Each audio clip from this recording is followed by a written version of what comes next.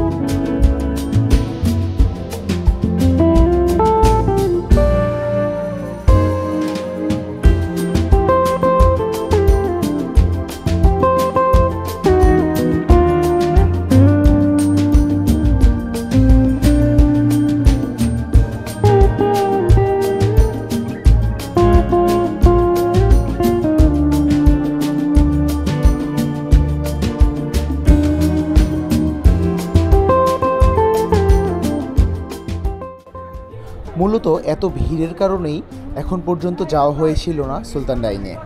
ভাই রে ভাই, এতটা পরিমাণে ভিড় যে কল্পনার বাইরে। আমাদেরকে প্রায় 1 ঘন্টা দাঁড়িয়ে থাকতে হয়েছিল। 1 ঘন্টা পরে আমরা সিট পেয়েছিলাম। এদের স্পেস আরও বড় করা প্রয়োজন ছিল। এখন পর্যন্ত এতটা পরিমাণে ভিড় হচ্ছে যা কল্পনার বাইরে। এই যে আমরা 4 হতভাগা দাঁড়িয়ে আছি আর অন্যের খাবার খাওয়া দেখছি। সিট ধরে দাঁড়িয়ে থাকার মতো একটি অবস্থা। অন্যেরা খাচ্ছে, আমরা তার পাশে দাঁড়িয়ে আছি। ব্যাপারটা একটু অন্যরকম, তবুও কিচ্ছু করার নাই। খেতে এসেছি, খেয়েই যাব। এক ফ্রেন্ড তো 2 বার বের হয়ে বললই যে কাচ্চি ভাই খাবো, এত ভিড়ে খেতে পারবো না। তারপরেও আমরা দাঁড়িয়ে খাওয়া দাওয়া সেরেই এসেছি।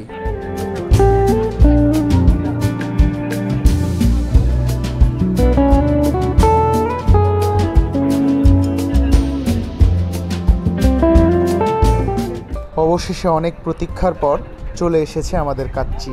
একদম গরম ধোয়া ওঠা কাচ্চি। কাচ্চি বিরিয়ানিতে 4 পিস মাটন ছিল, একটি বড় আলুর পিস ছিল। গরম গরম ধোয়া ওঠা বাসমতি চালের কাচ্চি বিরিয়ানি, যার স্বাদ কেমন ছিল বলে বোঝানো যাবে না।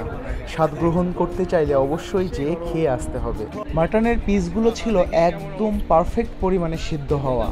Perfect 1 plate kacchi biryani. এই প্লেটটি শেষ করা অনেক কষ্টকর, অনেকটা পরিমাণেই ছিল। আমরা সেখানে অনেক টাইম নিয়ে খাবার শেষ করি এবং মজা করি। এভাবেই আমাদের খাবার শেষ হয়। ভিডিওটি ভালো লাগলে অবশ্যই লাইক, কমেন্ট আর শেয়ার করবেন, আর প্লিজ সাবস্ক্রাইব করবেন। এতক্ষণ সাথে থাকার জন্য অনেক ধন্যবাদ। এখন কাচ্চিতে ডুব মারা যাক।